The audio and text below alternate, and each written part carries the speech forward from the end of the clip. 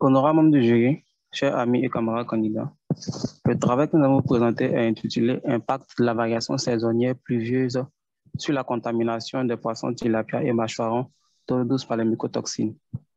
Pour une meilleure compréhension, on va adopter le plan suivant. D'abord, nous verrons une introduction, suivie du cadre et échantillon. Ensuite, on verra la méthodologie de recherche et la procédure d'analyse des données qui conduiront à des résultats. Et nous terminerons par les implications pour la pratique. En introduction, il faut noter que la Côte d'Ivoire est un pays à forte croissance démographique et que la première source de protéines des Ivoiriens est le poisson. De plus, selon Fowler et collaborateurs en 2016, la Côte d'Ivoire est l'un des pays les plus arrosés de l'UEMOA, avec plus de 150 000 hectares de lagunes, 350 000 hectares de lacs, de bas-fonds et de fleuves. Tous ces atouts font de la Côte d'Ivoire un pays très grand consommateur de poissons d'eau douce, avec une consommation annuelle de 50 tonnes, composée de 83% de tilapia et 14% de mâchoirons. Donc, comme vous pouvez le constater ici, ces deux espèces sont consommées à plus de 87% par la population ivoirienne, raison pour laquelle elles sont utilisées dans cette étude. Quel est le problème ayant donc suscité cette étude? On remarque qu'en Côte d'Ivoire, il n'existe quasiment pas de contrôle au niveau de la contamination des poissons d'eau douce, ainsi que les eaux douces elles-mêmes par les mycotoxines. Cela pourrait donc accroître le risque d'exposition de la population ivoirienne à ces mycotoxines-là. Mais avant d'aller plus loin, c'est quoi d'abord une mycotoxine? Sachez que les mycotoxines, comme le nom l'indique même, ce sont les toxines qui sont produites par les moisissures pour infecter les aliments. Ce travail a été donc initié afin de répondre aux questions de recherche suivantes. Les poissons d'eau douce sont-ils contaminés par les moisissures toxinogènes, c'est-à-dire celles qui produisent les mycotoxines, parce qu'elles ne sont pas tous qui produisent les mycotoxines? Les poissons d'eau douce sont-ils contaminés par les mycotoxines elles-mêmes? L'aflatoxine et l'ochratoxine sont-elles les toxines abondantes des poissons d'eau douce? Et enfin, la pluviométrie, la température et l'humidité, qui sont les différents paramètres des saisons pluvieuses, agissent-elles sur la contamination des poissons d'eau douce par ces mycotoxines? De manière générale, cette étude vise à faire le diagnostic de la contamination des poissons d'eau douce par les mycotoxines. Il s'agira plus spécifiquement d'identifier et d'isoler les moisissures qui contaminent les poissons d'eau douce, d'évaluer la production des mycotoxines-là, d'évaluer le niveau de contamination de ces poissons ainsi que de nos eaux, d'établir une corrélation entre le niveau de consommation et la saison pluvieuse, et enfin, d'identifier le seuil de contamination de ces poissons. À présent, nous passons donc au cadre et l'échantillon. Dans cette étude, l'échantillonnage s'est fait donc par trimestre, c'est-à-dire chaque 3 mois, en fonction des différentes saisons pluvieuses rencontrées en Côte d'Ivoire. Au cours de l'échantillonnage, on a prélevé 120 poissons ainsi que les eaux sur les 3 grands sites de distribution de poissons d'eau douce sur le territoire ivoirien, que sont le fleuve Agnébi, le fleuve Tagba et le fleuve Tabo. Et au cours des prélèvements, on a tenu compte de la pluviométrie, la température et l'humidité, qui sont les paramètres des différentes saisons pluvieuses. À présent, nous passons donc à la méthodologie de recherche.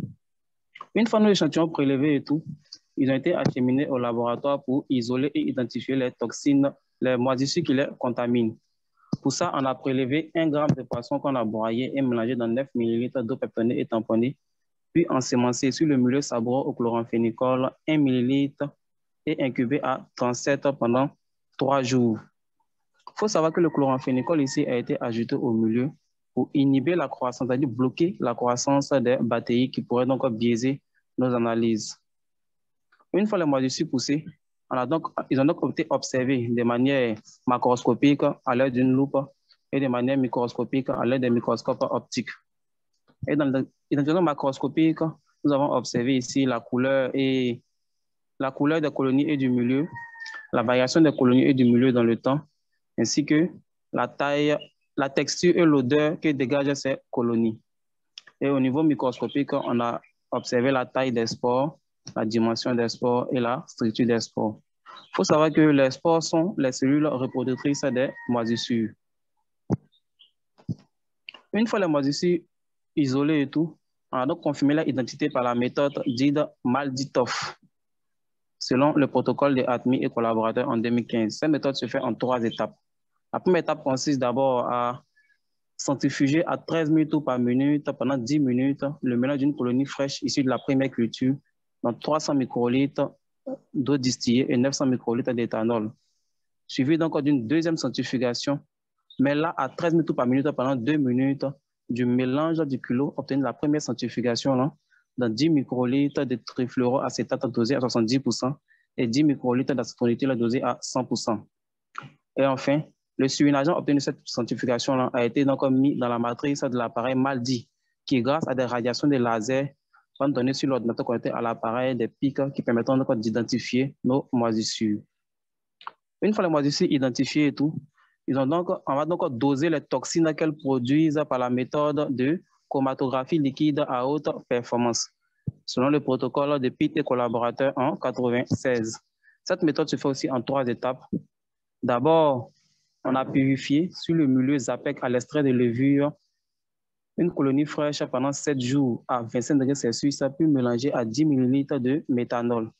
Ensuite, on a centrifugé à 16 minutes par minute pendant 15 minutes et 4 minutes de surnageant issu de la centrifugation en été mélangé dans 96 ml d'une solution tampon, puis purifié par chromatographie d'immunoaffinité. Ici, il faut savoir que la colonne dépend encore de la toxine que nous voulons purifier. Si nous voulons purifier l'ocratoxine, la colonne sera l'ocraprep. Si nous voulons purifier l'aflatoxine, la colonne sera l'aflaprep, et ainsi de suite.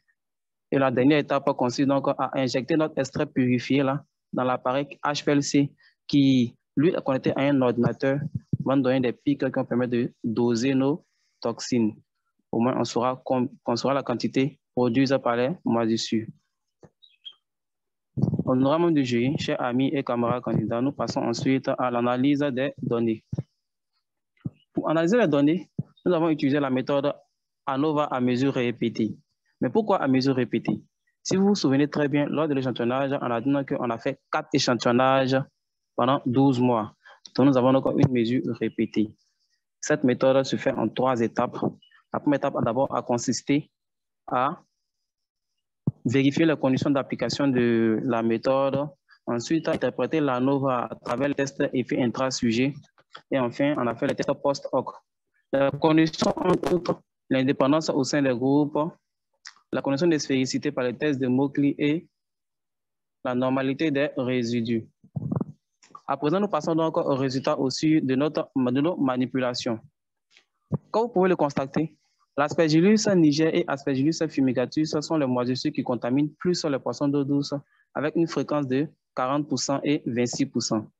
Et selon Is et ses collaborateurs en 2019, ces moisissures produisent le plus de mycotoxines. Nous terminerons donc notre exposition avec les implications pour la pratique. Selon le Conseil supérieur d'hygiène publique de France, les mycotoxines sont responsables de la détérioration des aliments, que ce soit au niveau des caractéristiques organoleptiques que des caractéristiques nutritionnelles. Elles agissent aussi sur le foie, qui peut être toxique aussi pour l'embryon, pour les femmes enceintes, et agir aussi sur le système immunitaire.